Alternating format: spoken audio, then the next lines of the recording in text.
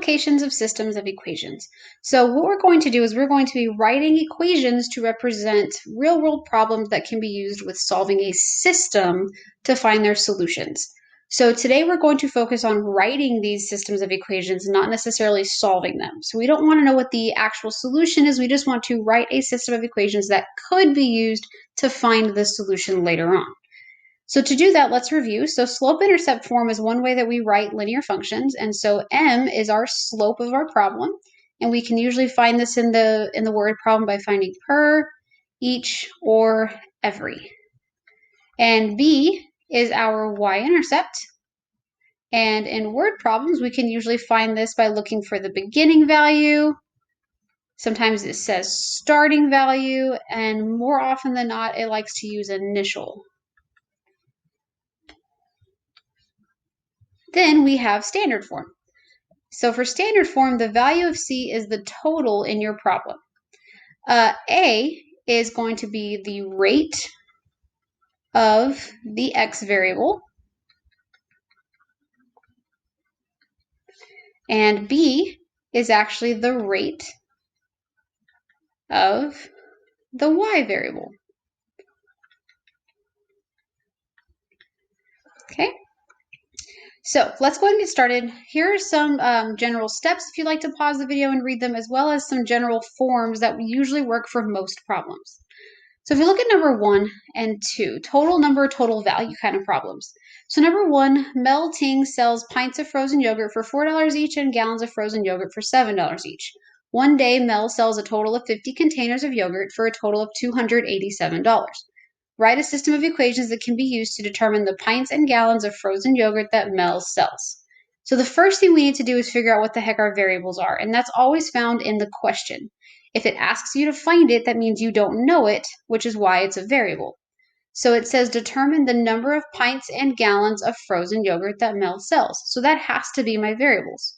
So we'll name X the number of pints, and we'll name Y the number of gallons. Doesn't matter which one you pick. So I always like to start with what's important out of this problem. Well, I see here that we have $4 each. Well, I know that each has to be a rate word. And I see that here's $7 each, so that has to be another rate word. And then here's 50 containers of yogurt and $287 a total of. So I like to start with totals. So 287 is definitely a total. So $287 is the total amount of money that Mel earned from this day. Now, how does he earn that money? Well, that has to be the money he earned from selling pints of yogurt and money he earned from selling gallons of yogurt. So I know that it says pints of frozen yogurt for $4 each. So that means if I take 4 and multiply it times the number of pints that I sell, this will give me a small total for the pints that I sold. So this is the total value of the pints. Plus, I know that each gallon will sell for $7. So again, if I do 7y, this little piece here gives me the total value of all of the gallons that I sold. So the total of the pints plus the total value of the gallons has to equal up to a total value of $287. All of the money stays together. Now, we also have to worry about the 50 containers of yogurt. So not only did he sell $287, he also sold a total of 50 containers. Well, the 50 containers has nothing to do with money. This is just if I spread out everything that I sold and I sit there and count them on the table, he sold 50. That means the however many pints he sold and however many gallons he sold have to add up to be 50. Well, I said earlier that X was the number of pints. So if we do X plus the number of gallons, which we said was Y, I know that has to add up to be $50 or 50 containers of yogurt sold. And this is the system that represents this situation. If you were to solve this, it would tell you exactly how many pints and how many gallons that were sold that day. Pause the video, see if you can try number 2. And here's what you should have had for number 2. So the difference of two numbers is 3, and is means equals in math. So the difference means subtraction is 3, and their sum, which means addition, is 13. So the sum is 13. Let's talk about numbers and values of coins. So usually with these, you guys feel like you don't have enough information, and it's because they're expecting you to have some background knowledge regarding nickels and coins and pennies and all those things. So number 3, a jar contains nickels and dimes. There are 20 coins in the jar, and the total value of the coins is $1.40. Write a system of equations that can be used to find the number of nickels and dimes in the jar. So again, start with your variables. The question asks you, you will eventually find the number of nickels and dimes in the jar. So let's label X the number of nickels, and let's label Y the number of dimes. Now again, let's go find what's important out of this problem. So this 20 says that there are 20 coins in the jar. So that 20 is actually a total.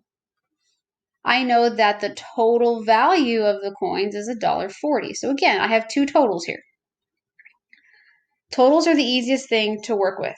So for total coins in the jar, I know that I have to add up to be 20 coins in all. So if I want to add up to a total of 20 coins, I don't really care about what their values are.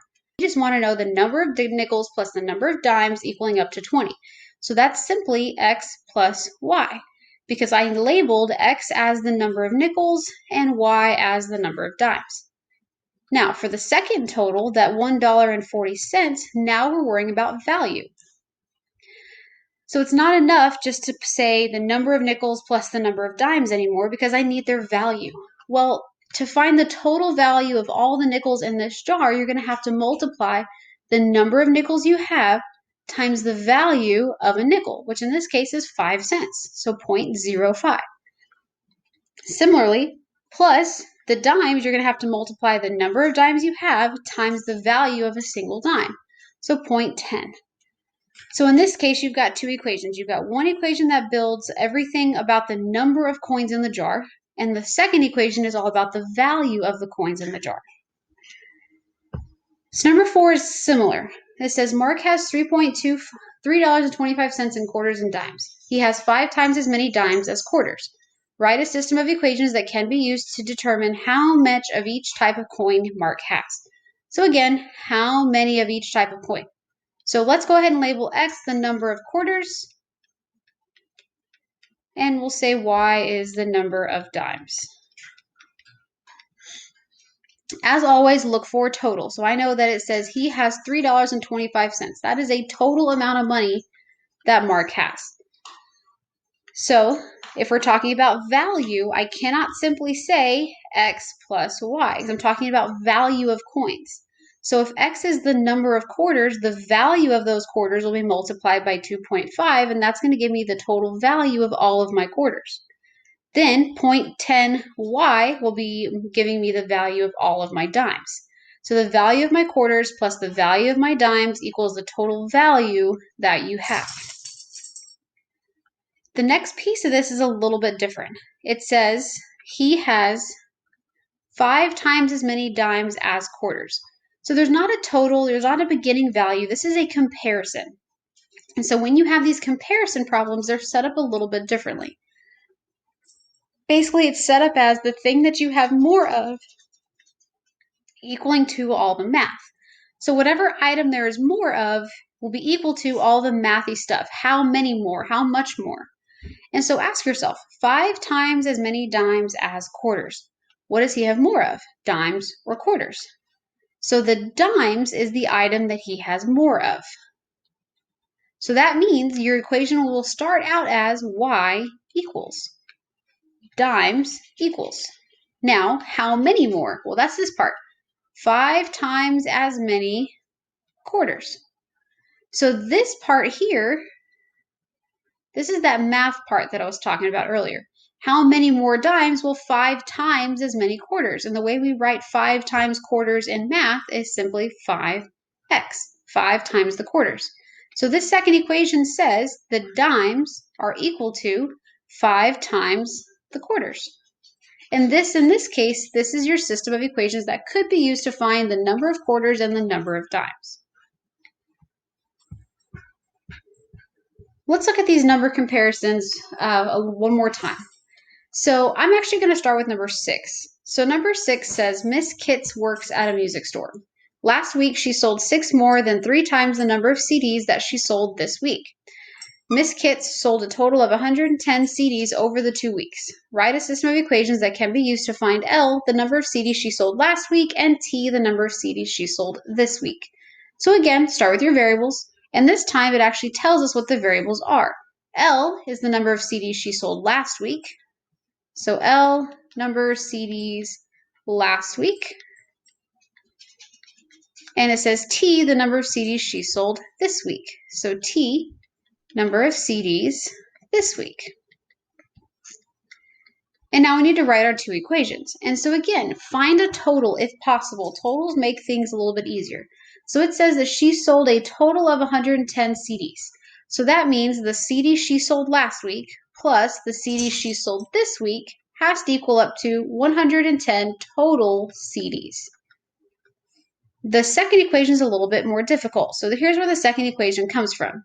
Last week, she sold 6 more than 3 times the number of CDs that she sold this week. Now, in math, is means equal to, but so do a lot of verbs.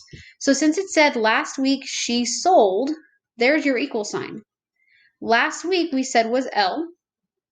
Well, we know that more than means to add 3 times the number of CDs that she sold this week is T.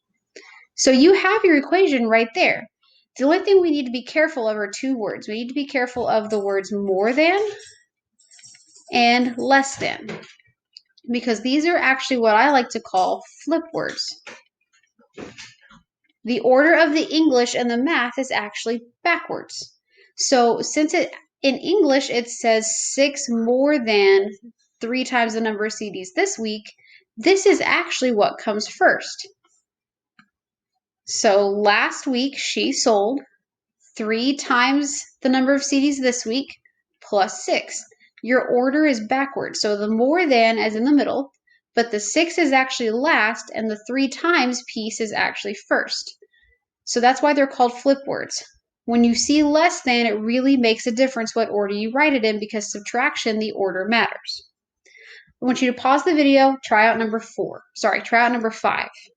And here's what you should have had for number 5.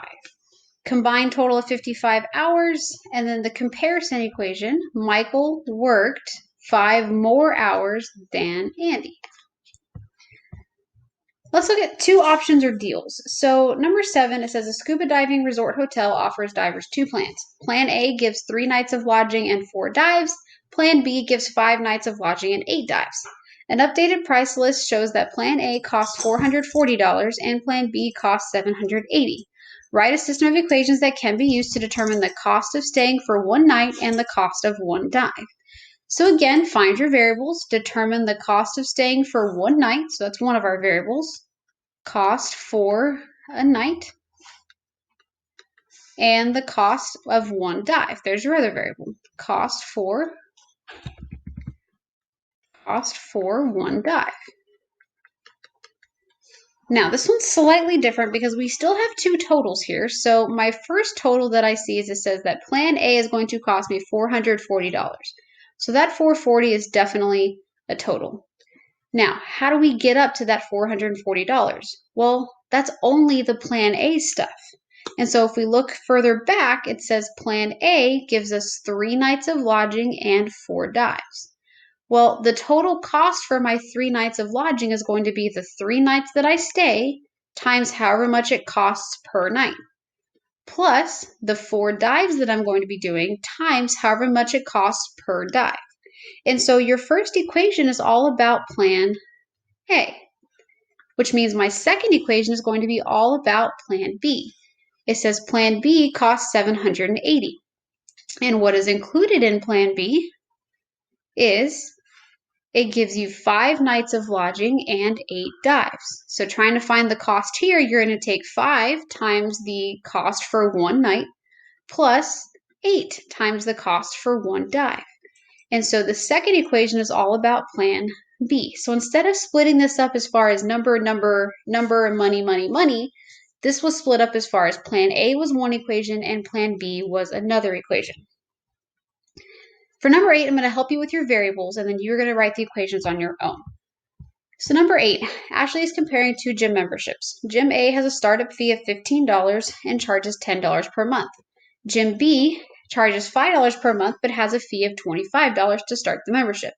Write a system of equations that can be used to describe the two memberships. So finding variables is a little trickier in this problem. I see the word per, and I know that per is supposed to mean slope, and slope is always next to x. So since it says $10 per month, that means this is actually my x. So the x is the number of months you're going to be going to these gyms. Well, what does that make y? Well, if the number of months is here, what else do I not know about this? Well, we can kind of get this from the slope as well. Think way back and remember that slope was written as y per x. Well, we already said that the month was x, so that means the dollar amount has to be y. So y is actually the total cost after so many months of doing this. I don't know how much this is going to cost me after 6 months or 7 months or 8 months. And so that's what y is. X is the number of months and y is the total cost after that many months. Take a minute, pause the video, and see if you can write the system of equations to represent these two gym memberships. And here's what you should have had for your two equations. This first equation is all about Gym A, the per month and the startup fee, and the second equation is all about Gym B, the per month and the startup fee. Last kind of problem is dealing with perimeter. So the perimeter of a rectangle is 72 inches. The width of the rectangle is 7 inches less than the length.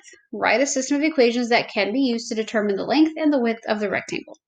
So find your variables, so determine the length and the width of the rectangle. So let's call x length, and let's call width y. So the first thing I notice is it says the perimeter is 72 inches. And remember, we said that is was equals in math. So that means something has to equal up to 72. Now, how do we find perimeter? Well, let's think about what a rectangle looks like. I got two lengths and two widths. And I know that perimeter means I'm going to add up all the sides of this rectangle. So that means we're going to do L plus W plus W. There's a shorter way to write this that you guys should have learned in a previous math class. The perimeter is found by taking 2 times the length plus 2 times the width.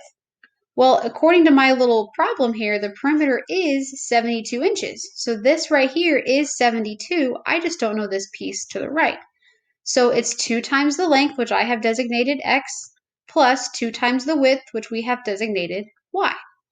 So this is one equation out of our two. Just by knowing that the perimeter had to be 72 inches, I could easily find the left-hand side of my equation. Now, for the other equation, it says the width of the rectangle is 7 inches less than the length. Well, there's that is again, so there's my equal sign. So what is? Well, width is, so y is 7 inches less than, there's that flip word again, the length. So less than means to subtract.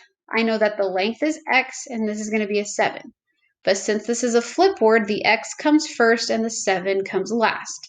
So it's really x minus 7. So the width of my rectangle is 7 less than the length. And here's your system of equations that represents this perimeter of this rectangle.